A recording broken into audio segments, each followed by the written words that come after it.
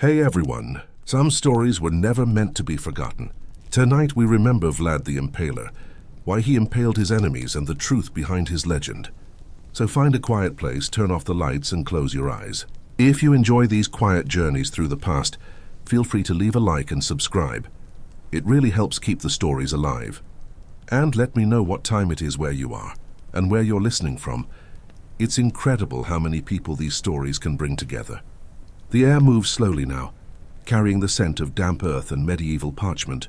We are journeying far back, past the smooth lines of modern memory, into a time when darkness was not metaphorical, but a real, tangible presence that swallowed entire armies and extinguished whole dynasties. We are traveling to the 15th century, a brutal, beautiful age where the map of Europe was written not in ink, but in blood, and where the region we call Wallachia was nothing less than the hinge upon which the fate of two worlds swung. Wallachia. It conjures images of forested mountains, mist-shrouded valleys and monasteries tucked into the sides of unforgiving slopes. To understand the man history would come to call Dracula, we must first understand the ground that forged him. We must step into the political and cultural chaos of 15th century southeastern Europe, a territory that was perpetually under siege, yet stubbornly refused to die. Imagine a territory nestled precariously between two colossal ravenous jaws. To the north and west, there was the powerful, aggressive Kingdom of Hungary, the self-proclaimed bastion of Western Christianity. To the south, across the rolling, life-giving ribbon of the Danube River, there stood the terrifying, relentless expansion of the Ottoman Empire, the crescent moon, perpetually rising, threatening to eclipse the world. Wallachia was the unfortunate meat in this historical vice. It was a buffer state, a strategic prize, and perhaps most tragically, a continuous battlefield. Its princes, known as the voivodes, were not rulers in the stable, hereditary sense of Western monarchies.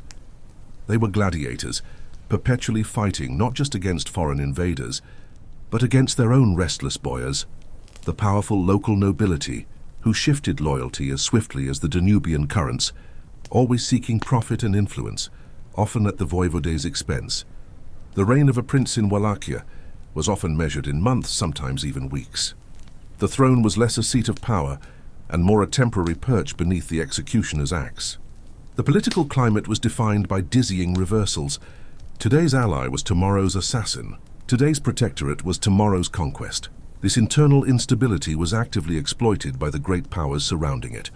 Hungary would install a pro-Hungarian puppet. The Ottomans would sweep in, remove him, and install a prince sworn to pay the harak, the debilitating annual tribute of gold, grain, and often of flesh. Wallachia's history during this century is a blur of fleeting victories and profound immediate betrayals.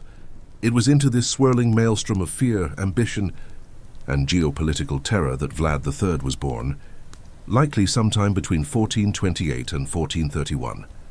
The precise year is lost to the chaos of the age, a small yet telling indication of the lack of stability surrounding his arrival. His birth name was Vlad, son of Vlad, but the name that truly defined his world, the name that instilled both fear and reluctant respect across the Carpathian passes, was the name of his father, Vlad II Dracul. The story of the father is essential to understanding the son. Vlad II was himself a man born of conflict, a prince trying desperately to navigate the impossible landscape. His defining affiliation and the source of his famous epithet was the Order of the Dragon. In 1431, Vlad II was formally invested into this prestigious, yet ultimately tragic chivalric order by the Holy Roman Emperor Sigismund. The Order of the Dragon, Societas Draconis, was founded with a singular grim purpose: to defend the cross against the encroaching tide of the Ottoman Sultanate. When Vlad II was inducted, he was presented with a medallion, perhaps a coat of arms, featuring the glorious, coiled image of a dragon, a symbol of power, bravery, and the eternal fight against the darkness. In the language of the day, Dracul meant the dragon. However, language is a mutable, dangerous thing. To the average peasant and cleric in Wallachia, the word for dragon, drac, was perilously close to the word for devil. Thus, the noble title of dragon quickly acquired a chilling duality. Vlad II was either the courageous defender of Christ, or perhaps a terrifying embodiment of infernal power. He was Vlad the Dragon, standing on the edge of becoming Vlad the Devil.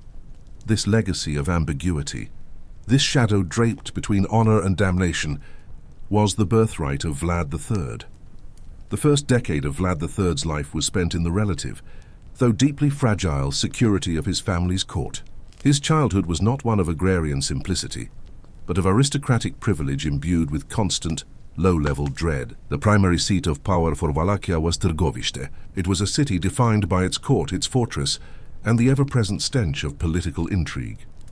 The court was opulent in the Byzantine style, rich with furs, silver, and icons, yet surrounded by rough defensive walls, speaking to the reality that refinement was always a heartbeat away from ruin. Vlad III grew up alongside his two brothers, Mircea the eldest and Radu the youngest. These three boys, raised in the same halls, educated by the same tutors, would choose three drastically different paths, demonstrating the sheer pressure and inherent fragmentation of their upbringing. His education was rigorous, fitting for a prince destined potentially for the throne. He was taught the core tenets of Orthodox Christianity, history, the glorious yet always fleeting history of his own people, and, crucially, the complex, necessary arts of war and governance. He learned strategic thinking, military tactics, and the ancient laws of the land.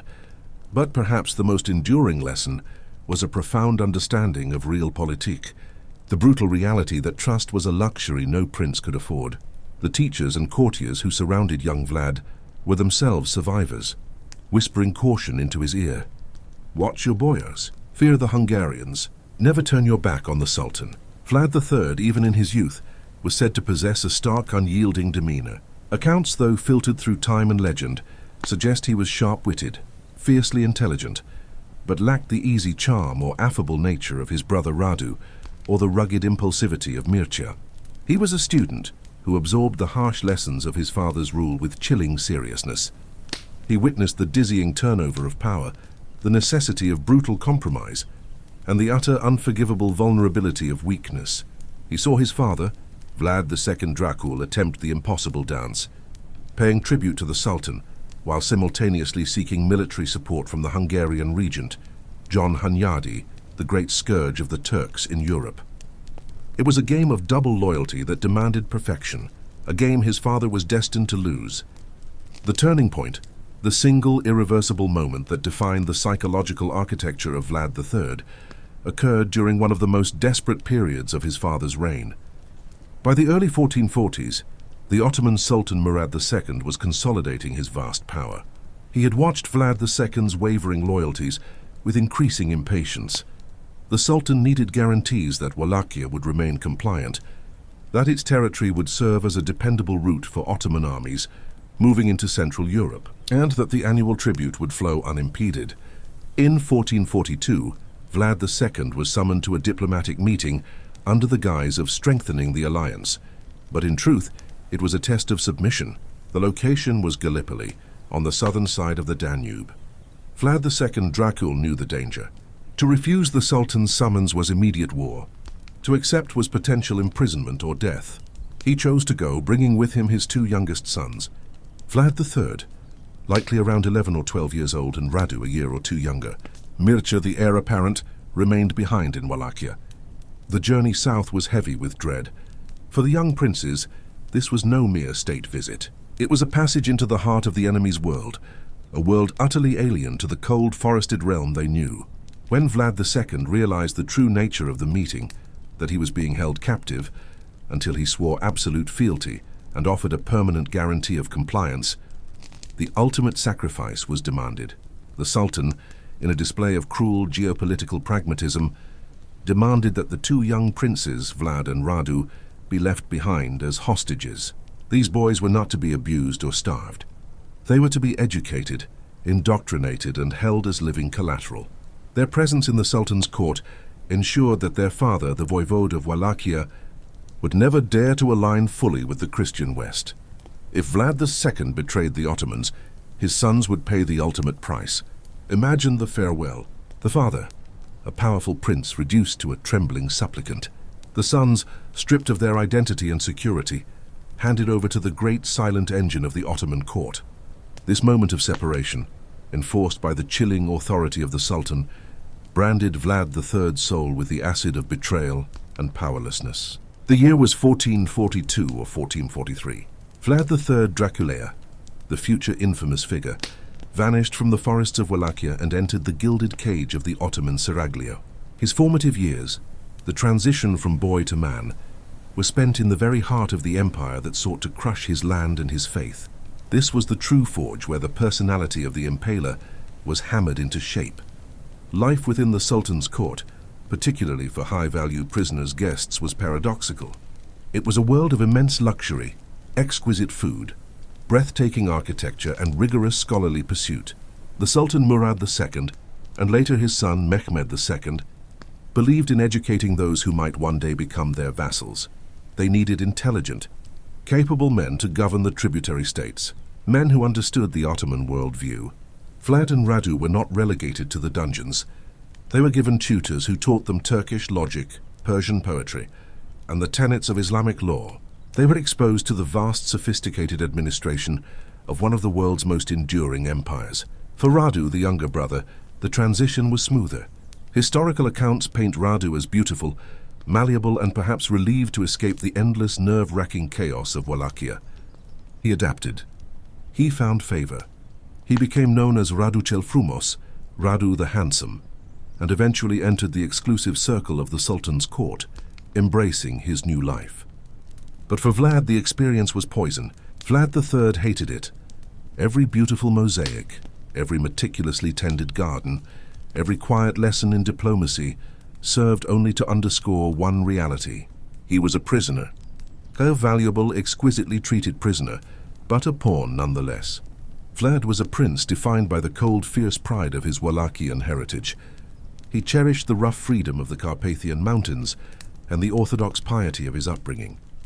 The opulent alien world of the Ottoman court was a constant, searing insult to his identity. He witnessed the overwhelming, efficient military might of the Sultan. He saw the Janissaries, Christian boys taken from their families and indoctrinated into an unstoppable fighting force, and understood the terrible mechanism of Ottoman power. The systemic, surgical removal of cultural identity to ensure loyalty. Vlad was raised to be a ruler, yet he was treated as a bargaining chip. This profound sense of humiliation and powerlessness fueled a deeply suppressed rage. He was forced to learn obedience while plotting the means of revolution. He was compelled to show respect while cultivating a core hatred for his captors. The environment of the court was, by its very nature, a lesson in absolute, unquestionable authority. Within the Sultan's palace, discipline was instantaneous, severe, and final. Justice was swift. Disobedience was fatal. These were not theoretical concepts for a young prince studying strategy. These were the inescapable realities of his daily life. The Sultan's power was boundless, its application totally uncompromising. This experience provided Vlad with a perverse education. He learned that the only way to survive in a realm defined by lethal instability, whether it was the Ottoman court or the Wallachian battlefield, was through the application of terror, discipline, and uncompromising will. He saw that mercy was weakness, and fear was the strongest currency. The years passed in this tense, unnatural stasis. Vlad's father, Vlad II Dracul, was struggling, freed from Ottoman physical captivity. He had returned to Wallachia, only to find himself trapped between his oath to the Sultan and the demands of Hunyadi, the Hungarian regent, who was organizing a massive crusade against the Turks. In 1444, the pivotal Battle of Varna occurred. It was a disaster for the Christian forces. The crusade was crushed, and the Ottoman grip on the Balkans tightened. Vlad II, having tried to remain neutral and protect his sons, was now viewed with contempt by both sides. The tension within the Ottoman court must have become unbearable for young Vlad. His safety rested entirely on his father's precarious ability to juggle two insurmountable demands. If his father showed too much loyalty to the cross, the two boys would suffer. And suffer they did, not physically in the conventional sense, but emotionally and psychologically. They were symbols, not sons. They were political currency, not people. The ultimate betrayal happened in late 1447. The unpredictable, treacherous nature of Wallachian politics finally delivered its agonizing climax. Vlad II Dracul, unable to appease the aggressive John Hunyadi, was overthrown. Hunyadi backed a rival prince, Vladislav II. Vlad II and his eldest son Mircea were captured near the marshes of Baltani. The details of their end are crucial, for they were burned forever into the mind of the captive boy in the east. Prince Mircea, the heir, was tortured. Historical chronicles suggest he was buried alive, possibly blinded first, in the ground near Târgoviște. His father, Vlad II, was ambushed and executed in the swamps near the village of Baltani. In an instant, the father, the provider, the ultimate protector, was violently erased by the enemies of his family, specifically by Wallachian boyars acting under the direction of the Hungarian regent. Word traveled slowly, crossing the frozen plains, eventually reaching the Ottoman court. Vlad III, barely 17 years old, learned that his family had been destroyed. His ancestral throne was occupied by a rival, and his bloodline had paid the price for his father's weakness. It is impossible to overstate the psychological impact of this event. In one single brutal act, Vlad III witnessed the complete and utter failure of diplomacy, compromise and mercy. He had been taught that the greatest danger lay across the Danube, in the Sultan's camp.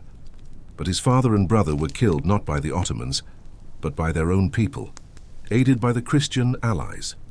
What remained of Vlad's innocence, his hope or his simple filial loyalty, died with his father and brother. The lesson was complete and terrifying. The world was inherently hostile, and the only reliable response to treachery was absolute, overwhelming retribution. Crucially, though the Ottomans were his captors, they were not the immediate agents of this destruction. In a bizarre twist of fate, the Sultan now became Vlad's ultimate unintended protector and benefactor. Vlad III was no longer just a hostage. He was the surviving son of the murdered Wallachian prince. For Sultan Murad II, Vlad now represented a uniquely valuable asset, a prince with a legitimate claim to the throne who had been raised and indoctrinated in the Ottoman sphere. He was a weapon ready for deployment. The political objective was clear. Install Vlad III as the new voivode, remove the Hungarian puppet Vladislav II, and ensure Wallachia returned firmly to the status of a loyal Ottoman client state. Thus, Vlad spent the remainder of 1447 and most of 1448 preparing for his return. His education shifted from pure scholarship to intense military strategy and intelligence gathering. He was surrounded by Ottoman advisors, given training in their cavalry tactics, and imbued with the necessary ruthlessness required of an Ottoman-backed ruler. He had arrived in the Ottoman Empire as a child of the dragon, proud but vulnerable. He left as a cynical young man, hardened by captivity, skilled in the arts of imperial command and possessed by a singular cold ambition. To reclaim his inheritance and, more profoundly, to avenge the catastrophic, humiliating deaths of his father and brother. The stage was set not just for a war of succession, but for a terrible collision between the trauma of his youth and the demands of absolute power. In the autumn of 1448, Vlad III, supported by a detachment of Ottoman cavalry and Turkish auxiliaries, crossed the Danube. He was about 17 years old. He rode back into the land that had sacrificed him, not as a prodigal son, but as a silent, foreign-trained instrument of vengeance. His first attempt to seize the throne was swift, brief, and ultimately a failure. The reigning prince, Vladislav II, was temporarily absent from Wallachia, engaged in a campaign against the Ottomans alongside John Hunyadi. Vlad III took advantage of this vacuum, seizing Târgoviște and claiming the title of voivode. But Vladislav II was quick to return, backed by the strength of the Hungarian military apparatus. Within 2 months, Vlad III's brief fledgling reign was violently terminated. He was chased from the throne, his Ottoman support quickly proving insufficient against the organized forces of Hunyadi. This first reign, lasting perhaps only a few weeks, is often overlooked in the grand sweep of his legend, but it served as a brutal, necessary baptism by fire. It confirmed everything Vlad had learned in the Ottoman court, that power was fleeting, that allies were unreliable, and that success required not just speed but overwhelming, relentless force. Defeated, Vlad fled. He did not return to the Ottomans immediately. That would have been too obvious, too binding. Instead, he initiated a period of exile, a shadowy 5-year wandering across the complicated map of Eastern Europe. He sought sanctuary first in Moldavia, the neighboring principality to the north, ruled at the time by his uncle, Bogdan II. This period of exile was crucial, allowing Vlad to shed the obvious trappings of his Ottoman training and begin to build a network of support independent of the Sultan. In Moldavia, he learned the strategies of diplomacy in a fractured world. He observed how his uncle maneuvered between Hungary and Poland, always seeking neutrality, always hoarding strength. But even this refuge was cruelly snatched away. In 1451, his uncle Bogdan II was assassinated. The familiar pattern of political violence and betrayal repeated itself. Vlad was once again forced to flee. His journey then took him astonishingly to Hungary itself. This was perhaps the greatest testament to the chaos of the age and the sheer desperation of Vlad. He sought protection from John Hunyadi, the very man who was responsible for the death of his father and brother. The pragmatism of this alliance defies modern morality. It illustrates the medieval necessity of survival. When the world is a chessboard, yesterday's enemy may be today's only viable piece. Hunyadi, the seasoned general, recognized the value in Vlad. The young prince was highly educated, extremely disciplined, understood the Turkish military apparatus intimately, and above all, was utterly consumed by a desire for power in Wallachia. Hunyadi needed a dependable ally on the Wallachian throne, one who understood the cost of failure. For the next several years, Vlad lived in Hungary, studying under the man who had ordered his family's demise. This was not a period of peace. It was a period of rigorous, dark apprenticeship. He observed Hunyadi's campaigns, internalized his methods of mobilization and supply, and learned the art of securing power through brute force rather than hesitant diplomacy. In Hungary, Vlad did more than just learn strategy. He cultivated his image and refined his vengeance. He had to convince the fiercely Catholic Hungarians that despite his Ottoman upbringing, he was now fully dedicated to the anti-Ottoman cause. He had to be more anti-Turkish than any prince had ever been before. This 5-year exile, far from being a period of quiet reflection, was the final grinding application of pressure that shaped the blade. By 1456, Wallachia was again destabilized. John Hunyadi, recognizing the opportune moment, finally backed Vlad III for a second, more permanent attempt at the throne. The moment was fraught with geopolitical consequence. The great fortress of Belgrade was under siege by the enormous army of the new Sultan, Mehmed II, the conqueror of Constantinople. Hunyadi was marshalling his forces for the defense of Belgrade, drawing most of the Hungarian army south. Vlad III was given a military detachment and instructed to move swiftly to reclaim Wallachia, while the Turkish focus was elsewhere. He rode toward the Carpathians, not the same boy who had been escorted across the Danube 13 years earlier, but a man of intense discipline and simmering, focused hatred. He was returning not to rule, but to conquer and secure. He was about 25 years old, having spent half his life either as a desperate pawn or a calculating exile. He understood that his first brief tenure had failed because he had relied on foreign backing and had shown vulnerability. This time, the lessons absorbed in the gilded cages of the Ottoman court and the bitter camps of the Hungarian military would be applied directly. He understood that the people of Wallachia, the boyars and the merchants, craved stability more than freedom. They had endured decades of chaos, of changing princes, of endless tribute demands and raiding armies. What Wallachia needed, Vlad concluded with the chilling logic of the captive, was not a kind ruler but an unbreakable sense of order. And in the brutal world of the 15th century, order was purchased through fear. He crossed the border and moved toward Târgoviște. The reigning prince, Vladislav II, the man who had seized the throne after the murder of Vlad's family, met him in battle. The fight was decisive. Vlad III, drawing on every lesson learned in Ottoman cavalry tactics and every calculated move observed during his apprenticeship under Hunyadi, defeated his rival. Vladislav II was captured. The specific method of his execution is often disputed, but the outcome is certain. The usurper who had killed Vlad's father was killed by Vlad. On the throne of Wallachia, now fully and violently secured in 1456, sat the dark culmination of political compromise, aristocratic betrayal, and Ottoman captivity.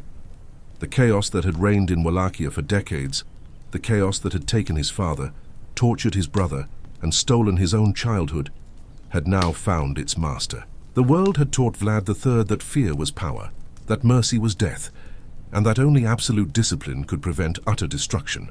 And now he had the stage, the authority, and the terrible silent instruments of governance to apply these lessons without restraint. The man we know as Vlad the Impaler was not born a monster. He was forged by the continuous, unbearable strain of surviving geopolitical trauma. Everything he would do, the shocking brutality, the uncompromising severity, the obsessive quest for order, was merely the application of the ultimate survival strategy learned in the shadows. He took the throne not as a prince of peace, but as a traumatized survivor, determined to make his realm the one place where chaos could never, ever return. He had returned to Wallachia. The years of quiet observation were over. The whispering had ceased. The time for the bloody reordering had begun. His return was not a gentle unfolding of a rightful heir reclaiming his birthright. It was an invasion, a calculated descent upon a land fractured by betrayal and greed. The Boyars, those powerful lords who had pledged fealty and then, with chilling swiftness, had supported his usurper brother, Vladislav II, greeted him with a mixture of terror and feigned deference. Their castles, once symbols of their unassailable power, now felt like precarious perches. They had tasted the sweetness of unchecked autonomy, and the prospect of Vlad's return, a shadow from their past that promised an iron fist, was a bitter pill to swallow. Vladislav II, the wily puppet of the Boyars and at various times a pawn of Hungary or the Ottomans, had been a placeholder, a weak ruler who allowed the kingdom to bleed. His end, swiftly and brutally administered by Vlad's own hand, was a stark declaration of intent. There would be no room for compromise, no tolerance for the old ways of corruption and self-serving ambition. The Boyars who had cheered Vladislav's ascension now found themselves at Vlad's mercy, their faces a mask of forced submission as he rode through the capital, Targovište. His initial strategy was not one of immediate, widespread terror. It was far more insidious, a slow tightening of the noose. He understood the intricate web of power that bound Wallachia. The Boyars, though fractious, were the pillars of his nascent rule. To decapitate them all at once would be to invite anarchy, a vacuum that the ever-watchful Ottomans or the ambitious Hungarians would eagerly fill. Instead, Vlad began a systematic dismantling of their influence, a psychological war waged on their own turf.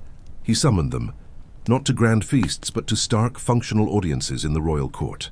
He listened, his gaze unwavering as they spun tales of loyalty, of their unwavering devotion to the crown.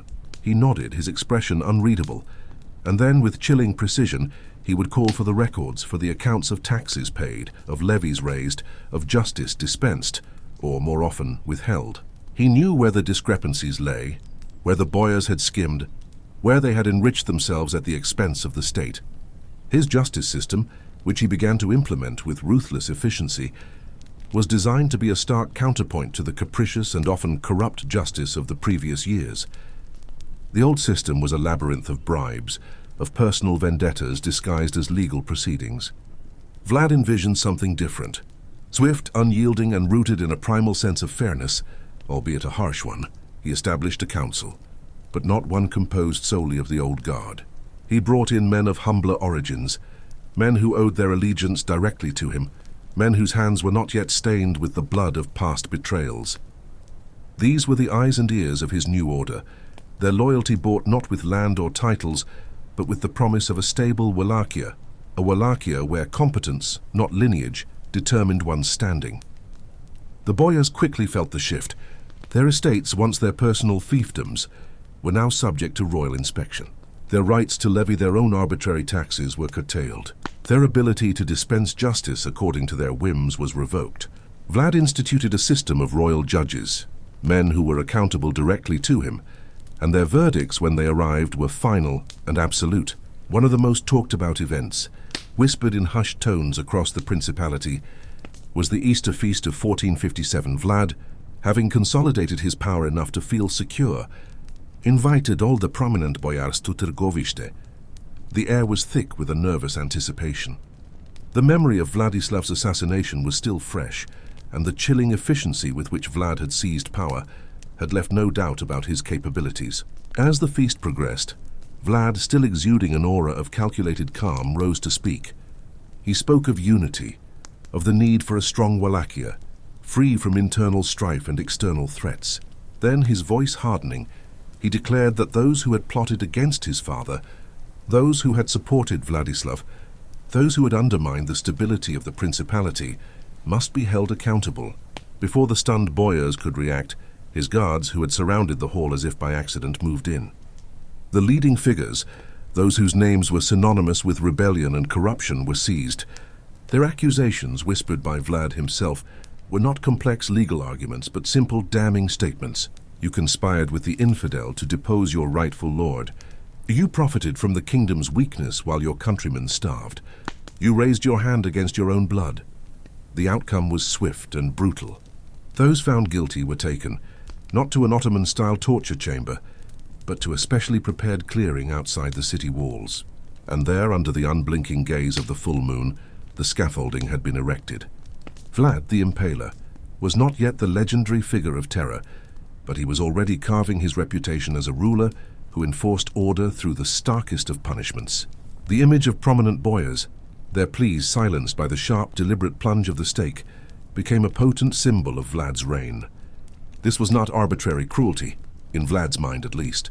It was a necessary surgical procedure. He saw Wallachia as a diseased body, and the corrupt, self-serving boyars as tumors that had to be excised for the health of the whole. He believed that only through such extreme measures could he break the cycle of treachery and weakness that had plagued his homeland for generations. He sought to instill a fear that would not lead to paralysis, but to a profound respect for the law, a fear that would make even the most ambitious lord think twice before crossing him. His governance style was intensely personal. He was not a distant monarch ruling from gilded halls. He was a constant presence, a shadow that stalked the land. He traveled extensively, often unannounced, inspecting fortresses, checking on border patrols and listening to the grievances of ordinary people. He would sometimes disguise himself, mingling with merchants in the market, listening to their concerns and even, on occasion, rewarding those who offered honest counsel. His desire for order extended to every facet of Wallachian life. He understood that true strength lay not just in military might, but in a prosperous and stable populace. He worked to improve trade routes, to ensure the safety of merchants and to encourage agricultural development. He saw the vast untamed forests as both a resource and a potential haven for brigands. He began to organize forestry efforts and, more significantly, he implemented policies designed to curb banditry. The famous Law of Justice of Vlad III Dracula, promulgated during this period, was a testament to his ambition. It was a remarkably detailed legal code that covered everything from property disputes to theft, from slander to murder. It aimed to bring uniformity to a system that had been characterized by regional variations and personal interpretation. It codified severe penalties, including the infamous impalement, but it also outlined procedures for trials, the rights of the accused, however limited, and the roles of officials. His relationship with the church was complex. While he recognized its spiritual authority and often sought its counsel, he was not afraid to assert royal prerogative. He ensured that church lands were not exempt from taxation and that church officials did not wield undue political influence. He saw the church as an ally in fostering moral order, but not as an independent power center that could challenge his authority. The boyars, those who remained, learned to tread a careful path. They saw the efficacy of Vlad's methods. The roads became safer. Trade flourished under his protection. The constant threat of raids from across the Danube, whether from Ottoman or other forces, was met with a swift and decisive response. While they privately chafed under his strict control, they could not deny the undeniable improvement in the kingdom's fortunes. Wallachia, under Vlad, was no longer a playground for ambitious lords and a target for opportunistic neighbors. It was becoming a formidable entity, governed by a will of iron. His reputation, even during his lifetime, began to spread. The tales carried by merchants and returning soldiers spoke of a ruler who was both just and terrifying. Stories of his unwavering commitment to order, of criminals being caught and punished without delay, circulated widely. And, of course, the tales of the impalements grew, embellished with each retelling, painting a picture of a man who was not to be trifled with. He was known as Vlad Basarab, son of Vlad Dracul, and increasingly as Vlad Tepes, Vlad the Impaler. This moniker, initially a chilling descriptor of his justice system, began to take on a life of its own, It was a name that evoked fear in his enemies, both within Wallachia and beyond its borders. The Ottoman Sultan, Mehmed the Conqueror, who had humbled Constantinople, now found himself facing a defiant prince on his western flank, a prince who refused to bow and scrape, a prince who met tribute demands with defiance and punitive raids. His relationship with Hungary was equally pragmatic and often tense. King Matthias Corvinus of Hungary saw Vlad as a potential ally against the Ottomans, a bulwark in a volatile region. However, Matthias also harbored his own ambitions and was wary of Vlad's growing power and his often ruthless methods. There were periods of uneasy alliance, punctuated by suspicions and diplomatic maneuvering. Vlad, ever the astute politician, played these relationships with a keen understanding of their nuances, using one power against another to secure his own position and the independence of Wallachia. His legacy during his actual reign was not one of a bloodthirsty monster for its own sake. It was the legacy of a man who, against all odds, had brought order to chaos. It was the legacy of a ruler who had dared to defy the seemingly invincible Ottoman Empire, who had imposed a semblance of justice in a land long accustomed to lawlessness. He was a paradox, a protector of his people who ruled with an iron fist, a builder of a strong state who relied on fear as a primary tool of governance. He did not seek the adoration of the masses, but the respect that bred obedience. He understood that the survival of Wallachia, a small principality caught between two colossal empires, depended on its internal strength and its ability to project an image of unyielding resolve. And in this, Vlad III, Vlad the Impaler, was remarkably successful. The nights in Wallachia, once filled with the rustling of clandestine meetings and the whispers of fear, were now punctuated by another sound. The chilling, unwavering silence of a land where order, however brutally enforced, had finally taken root. The seeds of the legend were being sown, not in the Gothic shadows of Transylvanian castles yet, but in the harsh, sun-baked plains and dense forests of a fiercely independent Wallachia, ruled by a prince who wielded his power like a sharpened stake. The silence that fell over the Wallachian court in the spring of 1462 was not the peace of a stable reign, but the taut expectation that precedes a great storm. Vlad had spent the preceding years weaving the disparate threads of his lordship, the boyars, the merchants, the peasants, into a single rigid tapestry of obedience. The threads were strong, but the loom itself bordered the inexorable sea of the Ottoman Empire, and the Sultan held the shears. For years the tribute had flowed south, a necessary submission, a bitter stipend paid for the illusion of independence. Yet with every success, the fortification of his castles, the elimination of internal dissent, the systematic elevation of order, Vlad felt the corrosion of that humiliation deepen. He watched the horizon, seeing not the comforting curve of the Carpathian foothills, but the smoke of Turkish expansion rising in the Balkan lands. Sultan Mehmed II, the man who had torn down the walls of Constantinople and claimed the title of Caesar, was not accustomed to patience, nor was he accustomed to the failure of his gaze. The Sultan viewed the Danube as his personal threshold, and Wallachia as the doormat that lay just beyond it. The final rupture began not with a battle, but with the arrogant simplicity of bureaucracy. When the emissaries arrived in Targovishte, they bore not requests but demands, an increase in the annual harach, the tribute paid in gold, and crucially 1,000 Wallachian boys to be raised for the Sultan's Janissary Corps. The price of peace was the soul of the nation. Vlad received the delegation in the great hall, the air thick with the smell of pine and the metallic scent of anticipation. The chief envoy, a Kapajabasha named Huzur, was a man of calculated insolence, accustomed to the immediate terror his presence generated. He did not remove his turban. He did not bow. "The Lord Mehmed, shadow of God on earth," Huzur announced, his voice echoing coldly against the stone, "has noticed the increasing prosperity of your domain. Prince Vlad, it is only right that the fruits of submission be shared." Vlad sat motionless upon his oak throne, his eyes, often described as colorless, fixed entirely upon the envoy's face. He listened to the enumeration of demands, the casual dismissal of Wallachian sovereignty, treated as a tedious formality. After Huzur concluded, a long, profound silence settled. The only sound was the faint hiss of the brazier fire. "Huzur," Vlad finally said, his voice level, stripped of all emotion, You speak of submission. First speak of alliance. The terms you present are those of a master to a slave. Wallachia is a vassal, Hussar corrected, his lip curling slightly. The Sultan requires these things. He demands a token of fealty delivered in person. You are expected in Adrianople.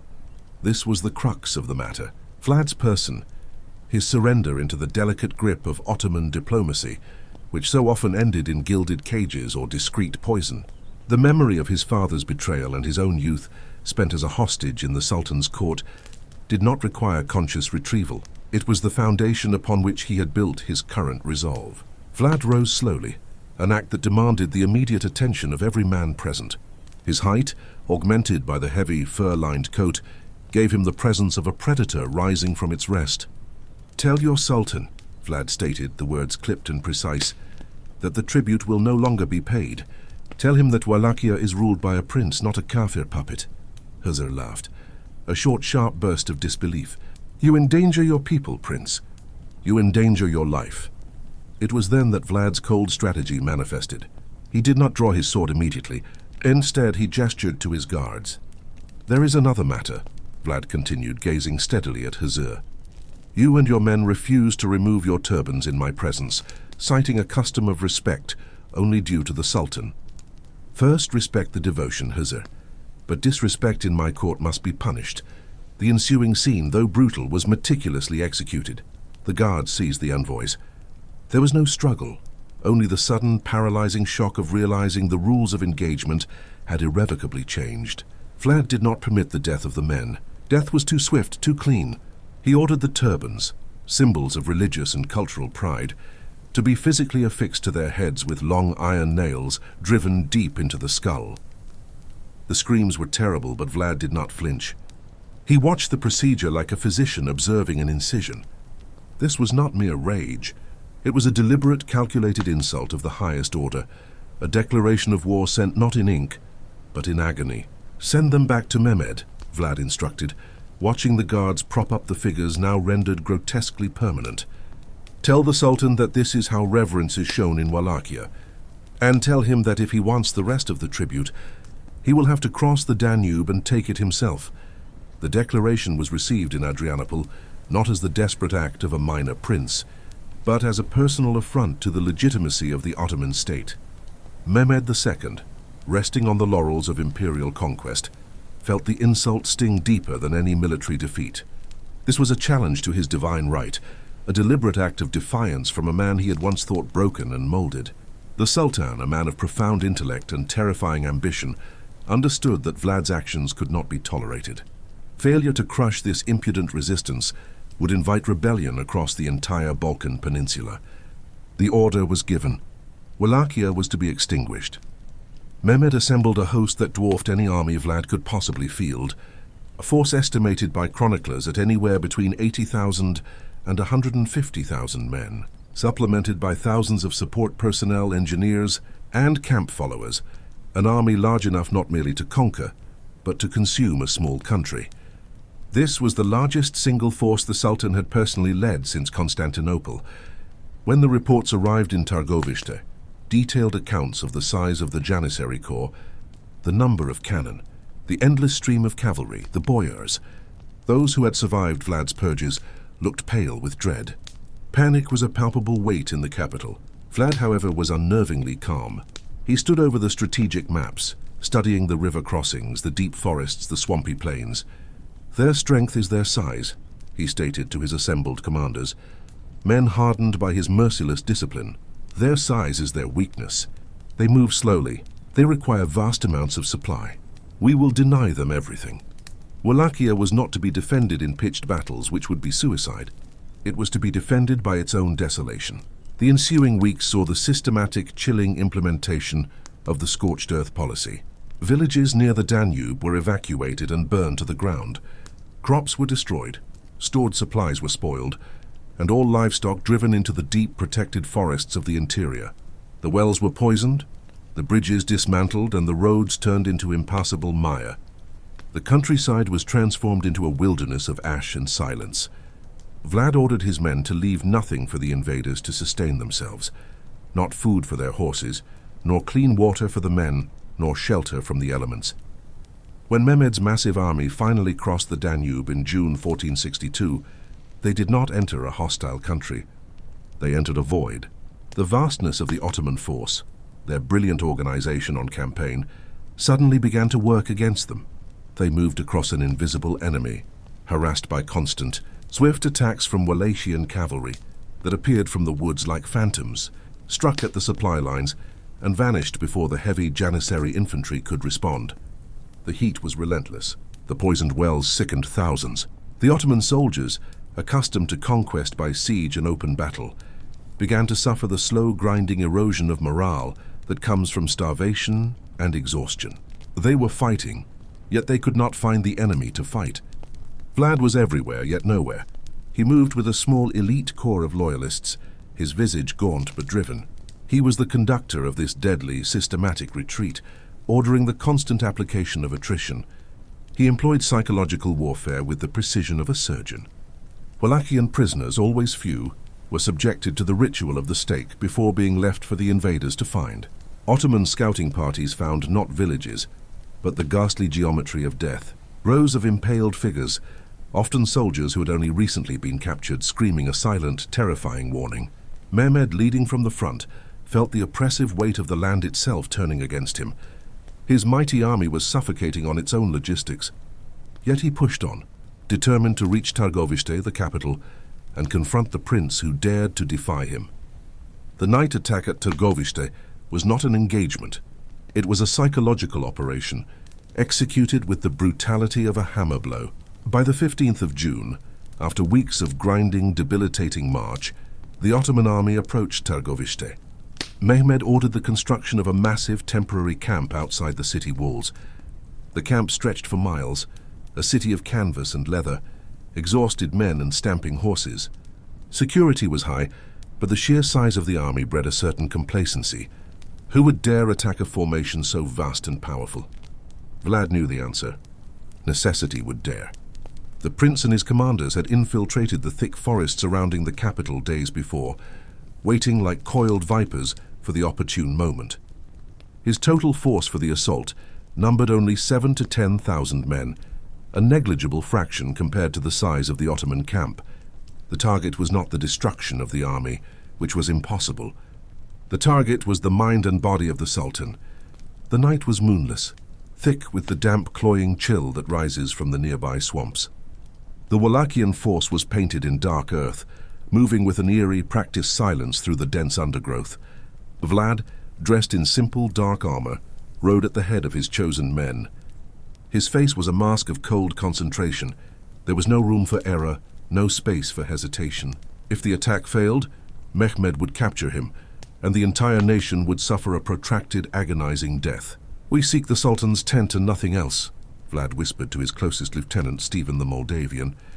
"Create the illusion of chaos, then strike at the center. Scatter them, scatter their discipline. Kill the head and the body will fall." At midnight, the signal was given.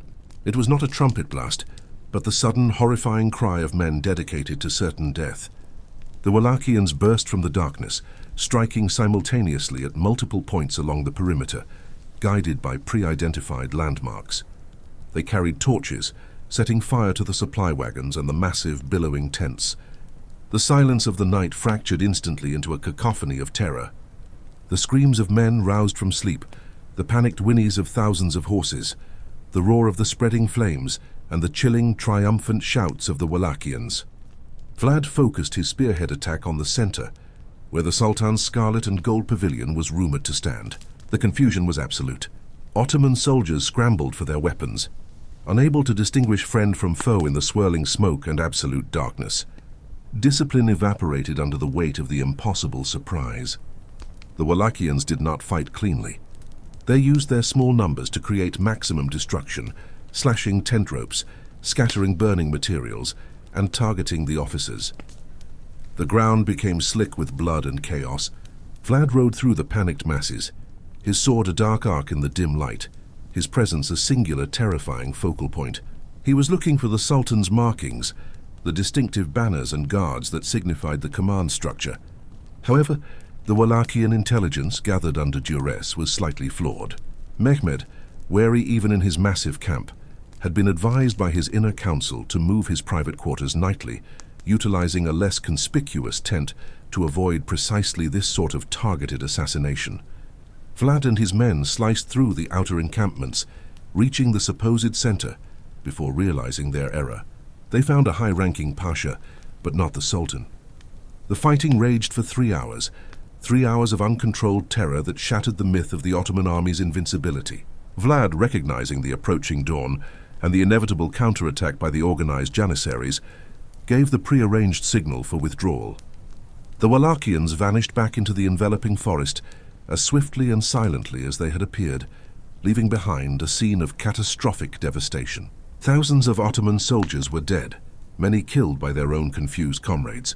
The camp was a burning ruin, and the Sultan's personal guard was decimated. Mehmed II emerged into the cold morning light, surveying the damage with a fury that froze his commanders. He had survived, but the blow to his prestige was incalculable. His massive, invincible army had been humiliated, destabilized, and nearly defeated by a force a tenth of their size. The Sultan, the conqueror, suddenly understood the nature of the enemy he faced. This was not a prince fighting for territory. This was a man fighting purely to inflict terror, operating with a ruthless disregard for conventional military behavior. The Ottoman army, shaken but still vast, moved toward Târgoviște. Mehmed expected a siege, a final confrontation where he could utilize his superior artillery and numbers. What he found was silence. Târgoviște was abandoned. The gates were open, the streets empty. It was a ghost city, save for the faint wind whistling through the vacant stone structures. The Wallachians were gone, retreated deeper into the forested mountains where the heavy Ottoman cavalry could not follow. But the city was not empty.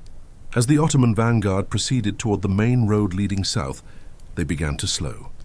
The leading Janissaries stopped dead, rooted to the spot by the scene before them. It was not a battlefield, it was an exhibit, stretching for several miles along the road. Reaching out from the abandoned capital into the surrounding landscape was a vast, silent forest of death. Thousands of wooden stakes, thick and sharp, stood vertically in the earth, forming ordered rows.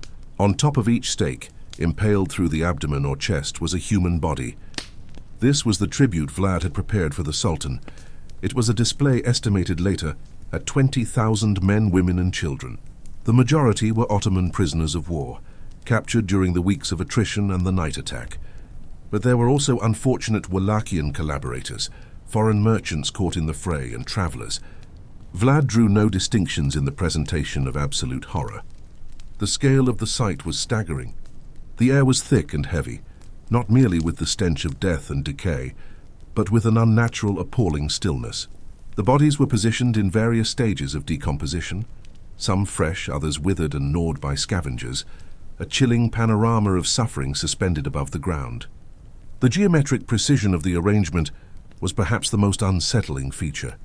This was not a spontaneous mass execution. It was a deliberate artistic arrangement of horror, meant to be viewed from a distance, absorbed slowly. Mehmed II, the conqueror, impervious to the usual sights of war, rode his horse slowly into the silent clearing. He was surrounded by his pashas, the highly decorated general staff who had seen 1,000 sieges and 100 routs. Now these hardened veterans recoiled, covering their faces against the odor and the sheer, overwhelming visual atrocity. Even the Janissaries, trained from childhood to be utterly ruthless, slowed to a shocked halt. "May God protect us from such a mind," muttered one of the Sultan's most trusted viziers, clutching the silk of his robe. Mehmed did not recoil. He stopped his horse at the edge of the forest and stared into the chilling tableau. He studied the bodies, the stakes, the sheer industrial scale of the slaughter. His expression, usually one of cold analytical severity, remained impassive, betraying nothing of the churning calculation beneath. He did not dismiss the horror as madness.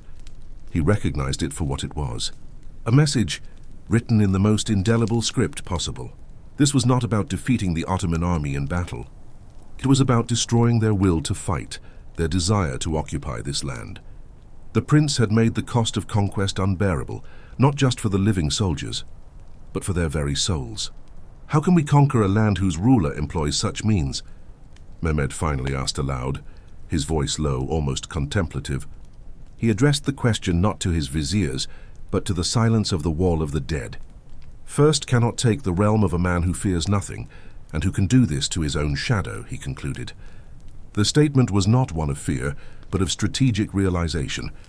Mehmed II understood that to continue the campaign would mean sinking his vast army into a toxic, depopulated morass of terror, where starvation and psychological shock would destroy his forces more effectively than any pitched battle.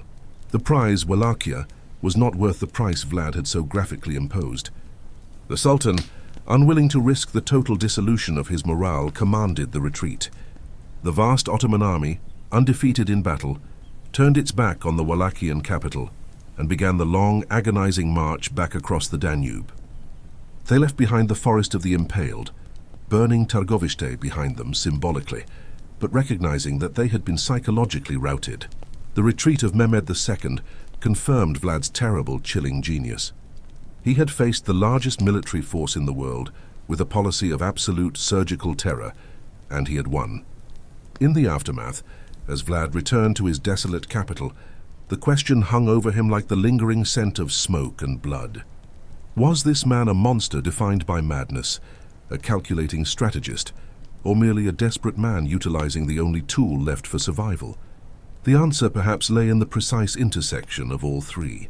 For those around him, especially the chroniclers who would later write his legend, Vlad's acts seemed to stem from a profound derangement.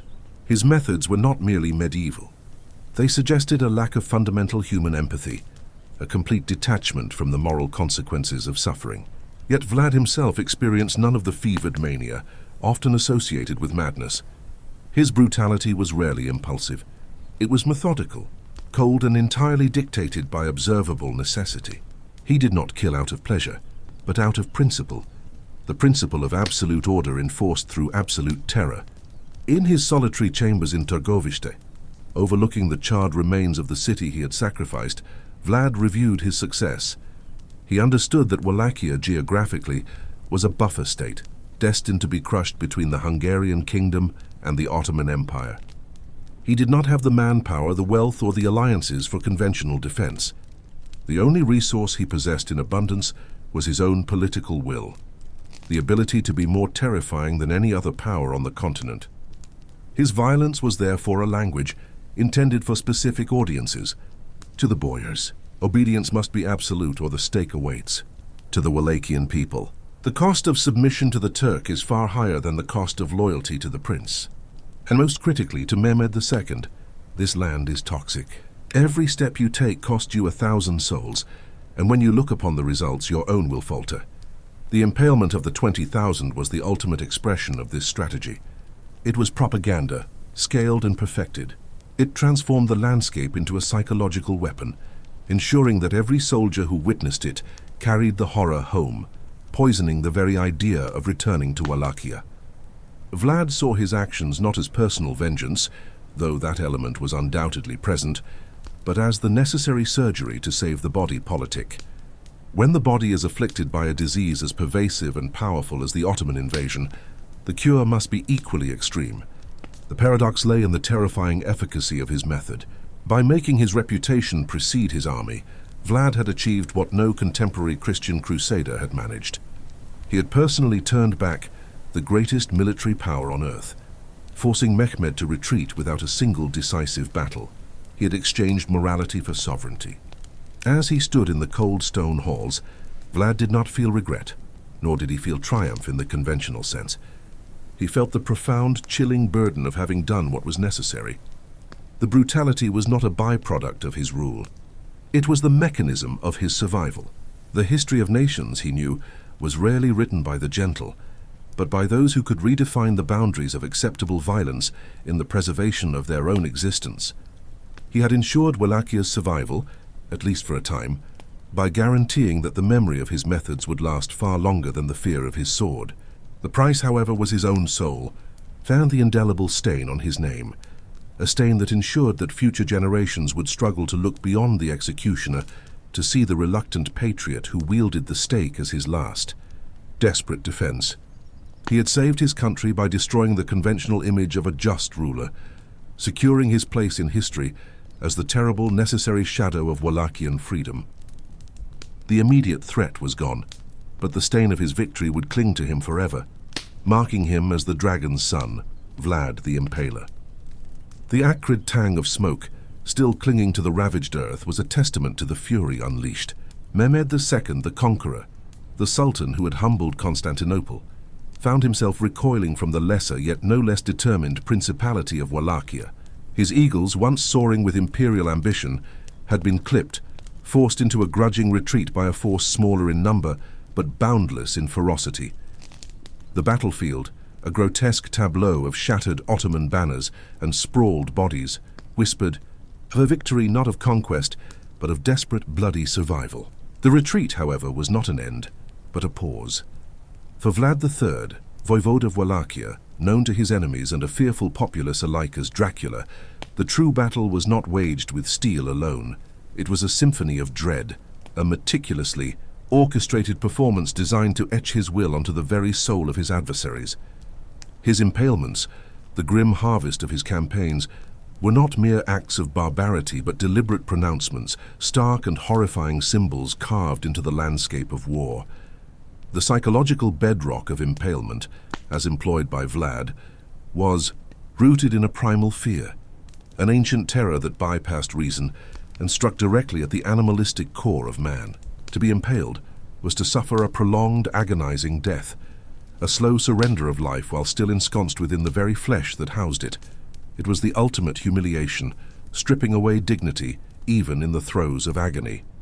The stake, thrust through the anus or vagina, became a grotesque parody of life's generative forces, a symbol of utter violation and impotence. It was a physical testament to the absolute power of the executioner, a power that reduced the victim to a mere object, a trophy of suffering. For Vlad, this was more than just punishment. It was a language spoken in the guttural cries of the dying, a visual sermon preached to the living. It was a deliberate weaponization of fear, a psychological siege that sought to crumble the enemy's resolve before the first arrow was loosed. He understood that the human mind, when confronted with unimaginable horror, could shatter, rendering an army incapable of coherent thought or coordinated action. The forest of the impaled, a chilling testament to his methods, was not merely a collection of corpses. It was a monument to his power, a gruesome warning that resonated far beyond the confines of Wallachia's borders. The strategic and political intent behind this terror was as calculated as any flanking maneuver. In an era where armies were often raised and sustained by shifting alliances and the promise of plunder, and where loyalty was a fluid commodity, Vlad needed more than just soldiers. He needed to inspire absolute obedience from his own people and paralyzing fear in his enemies. By inflicting such horrific suffering on those who dared to defy him, he created an aura of invincibility, a reputation that preceded him like a plague. Against the mighty Ottoman Empire, this strategy was born of necessity. Wallachia, a small principality caught between three formidable powers, the Ottomans, Hungary, and Poland, was perpetually vulnerable. Direct confrontation with the Sultan's vast armies was a suicidal endeavor. Vlad's brilliance lay in his ability to transform a tactical disadvantage into a psychological weapon. He understood that even the most formidable army could be demoralized. The sight of thousands of his own men impaled in meticulous rows was a stark message to the Ottoman troops. This will be your fate if you step foot on my soil. It was a bid to turn the very scale of the Ottoman invasion against them, transforming their numerical superiority into a liability, forcing them to march through a gauntlet of unbearable dread. This was not simply random cruelty. It was statecraft painted in blood. It was an attempt to achieve through terror what armies could not: deterrence, by making the cost of invasion astronomically high, not just in terms of lives lost, but in the sheer unadulterated horror of their demise. Vlad aimed to break the Sultan's will and force him to seek easier prey elsewhere. He was essentially turning his entire principality into a fortress of fear, a deterrent built not of stone and mortar, but of sharpened stakes and lingering screams. The psychological roots of this extreme brutality were deeply embedded in Vlad's own formative years. His father, Vlad II Dracul, a member of the Order of the Dragon, had been a man caught in the treacherous currents of medieval politics, He had been forced to send his young sons, Vlad and Radu, to the Ottoman court as hostages, a humiliating act of appeasement. There, amidst the opulence and intrigue, the young princes experienced firsthand the brutal realities of power and the precariousness of their own lives. For Vlad III, this period was a crucible. He witnessed the Sultan's absolute authority, the swift and often merciless punishment meted out to those who displeased him. He saw the machinations of the court, the constant threat of betrayal, and the dehumanizing effect of being a pawn in a grander game. This upbringing, steeped in a culture that valued both courtly refinement and stark displays of power, forged a worldview where strength, often masqueraded as justice, was the ultimate determinant. The Ottomans, who had held him captive and instilled in him a deep-seated resentment, became the ultimate embodiment of the power he both feared and craved. His trauma, the violation of his childhood innocence, and the constant threat of death festered within him, transforming into a burning need for control, for a power so absolute that he would never again be rendered helpless. Impalement, in its most visceral and degrading form, became his chosen instrument of that control. It was a way of reclaiming agency, of asserting his dominance over those who had once held him captive. It was a mirroring of the power dynamics he had experienced, a brutal inversion where he was now the one inflicting unimaginable suffering. The fear he had known as a child, he now sought to inflict upon others, a cathartic and terrifying transformation. His worldview coalesced around a brutal pragmatism. He saw the world as a place where weakness was preyed upon, and where only the strongest, the most ruthless, could survive. His own lineage, marked by the Dracul epithet, a symbol of his father's involvement with the Dragon Order, became twisted in his mind. He embraced the primal, serpentine image of the dragon, not as a symbol of valor, but as an emblem of the terrifying, powerful, and deadly. He was not merely a prince defending his land. He was a force of nature, a harbinger of doom for those who dared to challenge his dominion. The reaction across Europe to Vlad's methods was a complex tapestry of horror, fascination, and grudging admiration. News of his campaigns, filtered through travelers and diplomatic reports, painted a picture of a savage land ruled by a bloodthirsty madman. The image of the impaled became a potent symbol in the European consciousness, a dark counterpoint to the idealized chivalry of the West. Tales of his cruelty, embellished with each retelling, fueled folktales and ballads, solidifying his reputation as an archetypal villain, a monster lurking in the shadowy forests of the East. For some, particularly in Catholic Europe, the Ottomans represented a looming threat to Christendom. Vlad, despite his brutal methods, was a bulwark against this perceived Islamic expansion.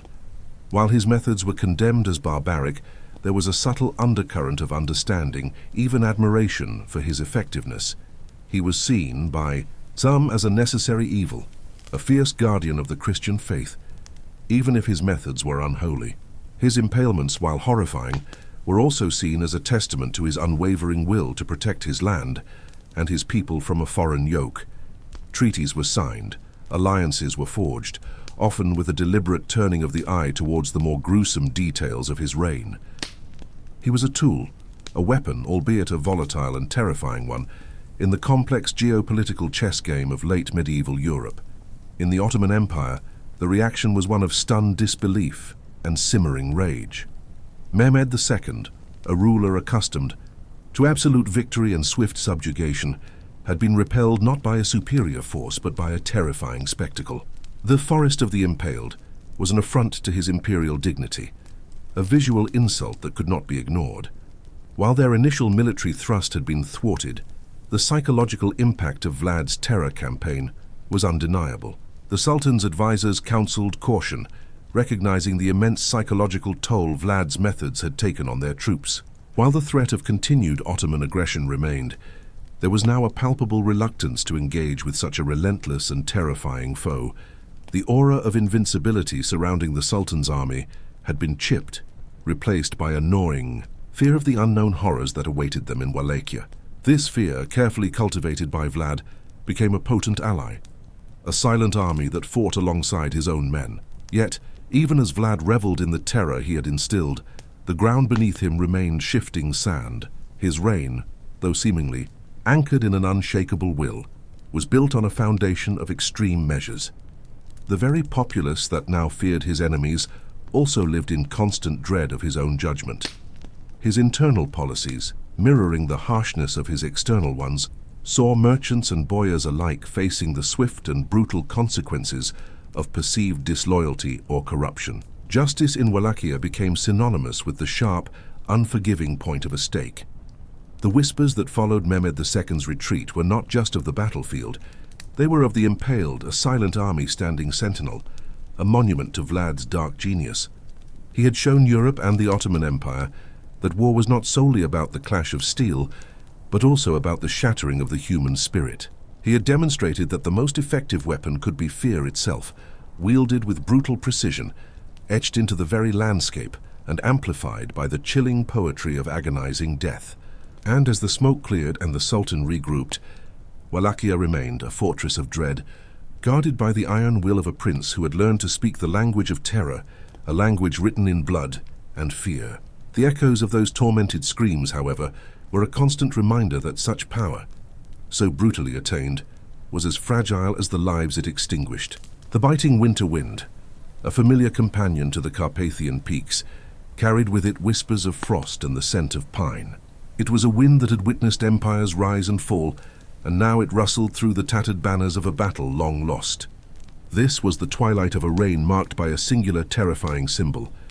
The impaled enemy, Vlad III, known in hushed tones as Tepesh the Impaler, was nearing his end. The details of his death, like so many facets of his life, are shrouded not in the mists of battlefield confusion, but in the deliberate ambiguity of history. Some accounts tell of a glorious final stand, a whirlwind of fury against overwhelming odds, where Vlad, a lion in winter, fought until his last breath. Others speak of a more ignominious end, a trap sprung by his own disaffected boyars, a betrayal as sharp as any stake. Still others, and perhaps the most chilling, suggest he died in battle, fighting not as a prince but as a monk, clad in the rough-spun habit of a hermit, his sword exchanged for a cross in his final, desperate plea to a god who had witnessed so much bloodshed. The most prevalent narrative, however, paints a picture of a desperate struggle near Bucharest, a final defiant act against the encroaching Ottoman tide. They say he fought with the ferocity that had become his legend, an island of defiance in a sea of enemy soldiers, and then silence. Some claim he was slain by a janissary, his head severed and sent as a gruesome trophy to Constantinople. Others whisper that he fell mortally wounded, and his loyal soldiers, in a final act of preservation, spirited him away to a hidden grave, lest the enemy desecrate his remains. It is a death that refuses to be neatly packaged, a life that stubbornly resists definitive closure. Was he a king fighting for his land, a tyrant reveling in his cruelty, or a tormented soul seeking penance?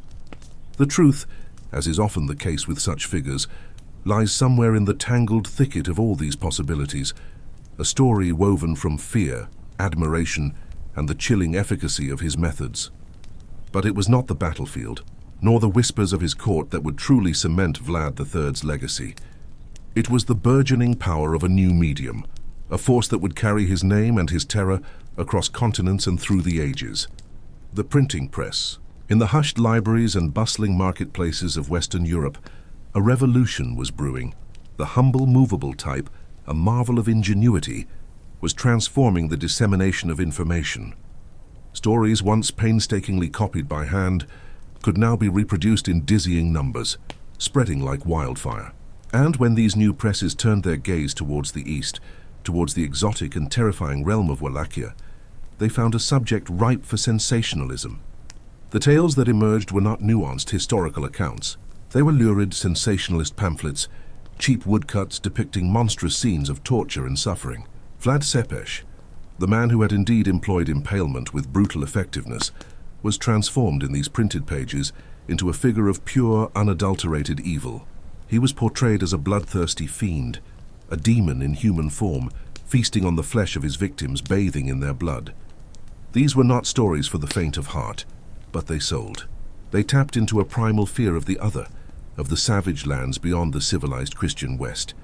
The Ottoman Empire, the perennial threat, was often the backdrop, and any ruler who fought against them, no matter how brutal, could be painted as a bulwark of Christendom.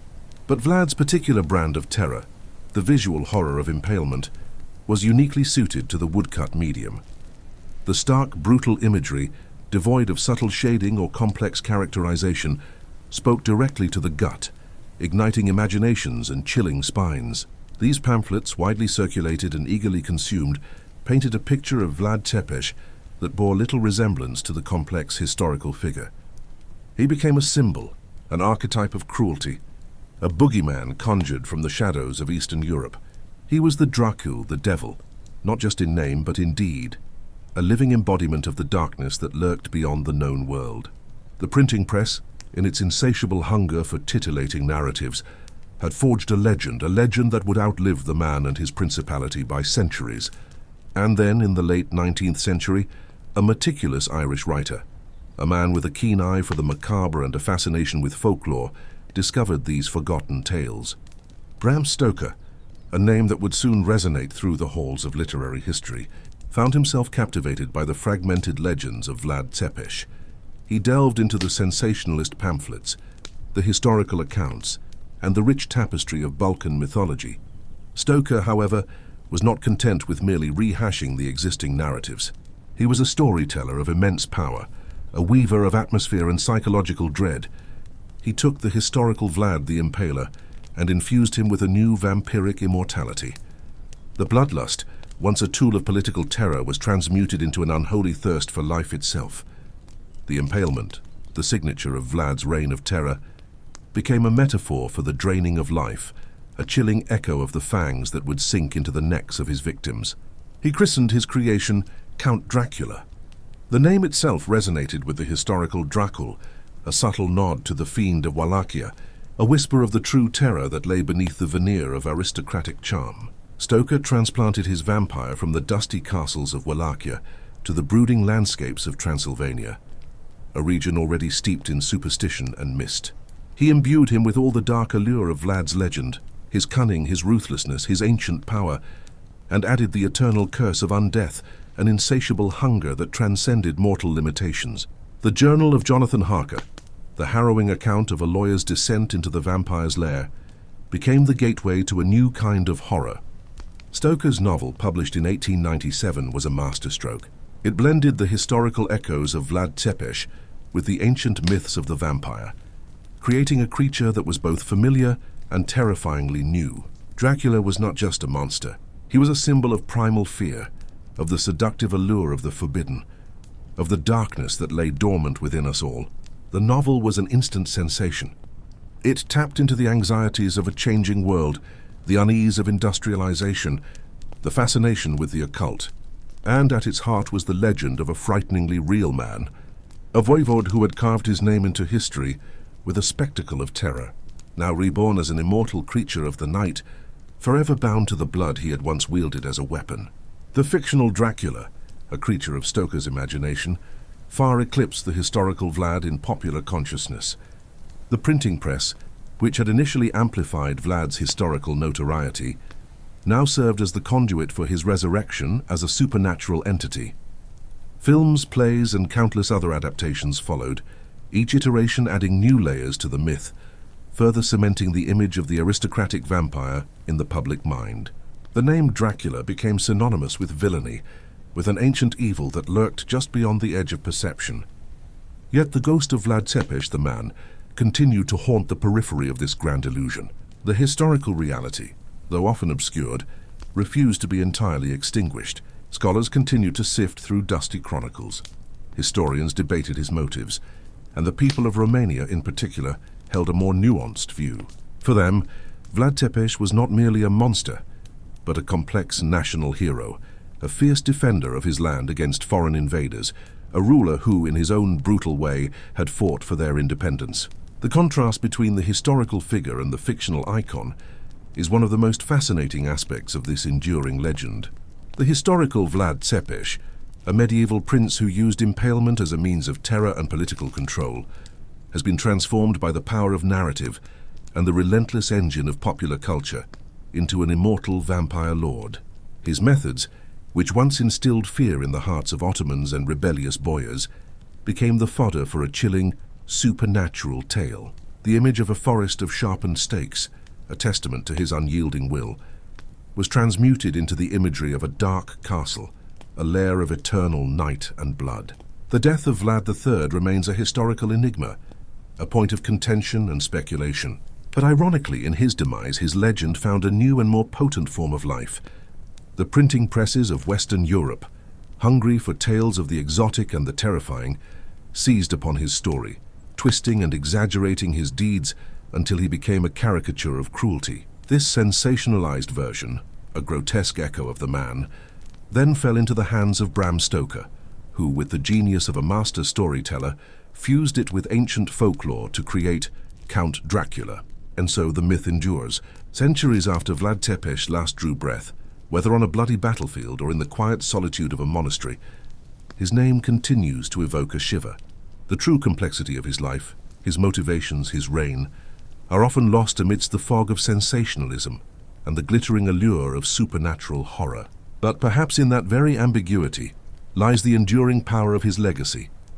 The tale of Vlad the Impaler, the man who became a legend, the prince who became a monster, and the monster who continues to haunt our dreams, is a testament to the enduring power of stories and the terrifying ways in which they can shape our perception of history and of the darkness that lies within us all. The whispers continue, carried on the spectral winds, a timeless echo of a ruler who dared to rule through fear, and in doing so, became immortal. He is and forever will be the Impaler, the Dracul, the shadow that stretches from the Carpathians to the darkest corners of our imagination.